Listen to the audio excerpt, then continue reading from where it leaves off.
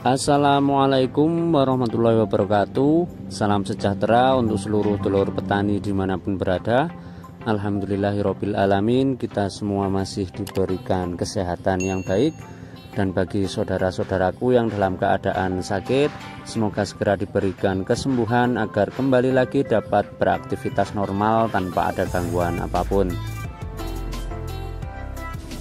Di kesempatan yang baik ini saya ingin mengucapkan selamat menunaikan ibadah puasa untuk saudara-saudara saya yang melakukannya, yang menunaikannya. Semoga keberkahan bulan Ramadan kali ini menambah semangat kita baik beribadah maupun beraktivitas tentunya telur-telur.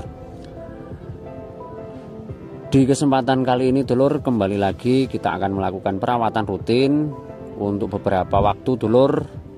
Saya tidak sempat melakukan update terutama karena memang ada beberapa hal telur ya. Tapi alhamdulillah untuk kesempatan kali ini sudah bisa kembali lagi menyapa telur-telur semua.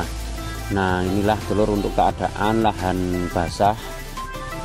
Untuk buahnya sudah mulai terlihat telur-telur. Untuk rata-rata ukuran sudah bergerombol dan untuk kebanyakan sudah di ukuran bola bagel telur-telur. Jadi ini. Nah, untuk penanganannya karena alhamdulillah untuk buahnya juga cukup lebat telur-telur, ini perlu saya berikan penyangga telur-telur.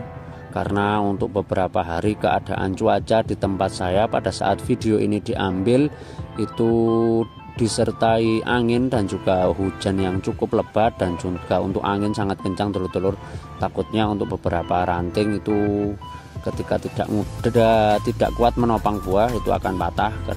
Maka dari itu di minggu ini kemungkinan akan saya berikan penyangga untuk memperkuat rantingnya dalam menopang buah. Nah, kembali untuk penyepraian kali ini karena intensitas hujan di daerah saya cukup tinggi telur-telur. Hari ini kembali lagi untuk menu utamanya hari ini fungisidaan telur ya, karena memang cuaca hujan, serangan lebih banyak ke patogen. Jadi hari ini saya menggunakan mankoseb saja telur. Untuk penggunaannya saya berikan 1,5 kilo untuk kurang lebih di 600 sampai 700 literan air. Nah, kenapa saya tidak memakai bahan aktif sulfur, karena untuk pertunasan juga belum muncul. Dan alhamdulillah untuk embun tepung yang memang biasanya menjadi sasarannya itu juga hampir tidak ada telur. Karena itu saya ingin memperkuat lagi untuk penggunaan mankoseb, karena untuk buahnya juga cukup banyak telur-telur. Dan untuk tambahan hari ini saya menggunakan kalsium. Ini sifatnya sangat protektif di musim hujan seperti ini telur-telur. Selain mencegah penyakit ataupun patogen-patogen dari jamur, salah satu fungsi kalsium yang kita ketahui itu akan memperkuat buah telur sehingga tidak mudah rontok. Nah, jadi untuk kali ini saya menggunakan nutrisi kalsium telur-telur untuk penyepraian kali ini. Nah, untuk memperkuatnya lagi hari ini saya menggunakan bahan aktif Defenoconazole. Ini adalah fungisida sistemik telur yang sebenarnya tidak usah saya jelaskan lagi untuk khasiatnya, secara langsung itu sangat baik telur. Karena memang untuk beberapa hari di daerah saya kembali lagi telur, intensitas hujan cukup tinggi, sehingga untuk memperkuatnya itu saya berikan bahan aktif sistemik agar proteksi yang kita berikan terhadap tanaman itu akan jauh lebih maksimal lagi telur-telur ya. Nah, untuk hari ini saya memberikan tambahan insektisida. Ini sebenarnya untuk lalat buah, tapi memang ada dua bahan aktif telur. Untuk merek dagangnya Sojo. Ini sisa saya pada saat masih bertani sayur telur-telur, ada beberapa botol. Jadi ini saya gunakan untuk penyempraian kali ini. Kita maksimalkan telur-telur ya. Nah, ada beberapa hama yang bisa disasarnya telur, termasuk lalat buah dan juga beberapa hama-hama lainnya seperti ulat-ulat itu bisa kita babat habis dengan merek dagang Sojo telur. Nah, untuk dosis sendiri saya memakai dosis kecil telur-telur.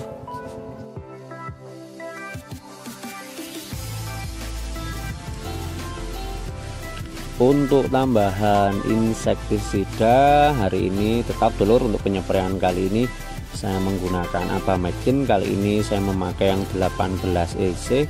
Untuk dosis saya berikan 200 dulur, karena ada beberapa buah yang ukurannya cukup rentan masih terserang hama trip dan juga apit. Karena itu perlu kita proteksi lagi agar nanti pada saat siap petik buahnya bisa mulus dulur-dulur ya, tidak terkena bekas apit dan juga trip. Untuk tipe buah bujang seta seperti ini, untuk penggunaan Abamectin itu bisa kita rolling sebenarnya dulur dengan menggunakan bahan aktif imida ya, imidacloprid dulur-dulur. Nah seperti itu.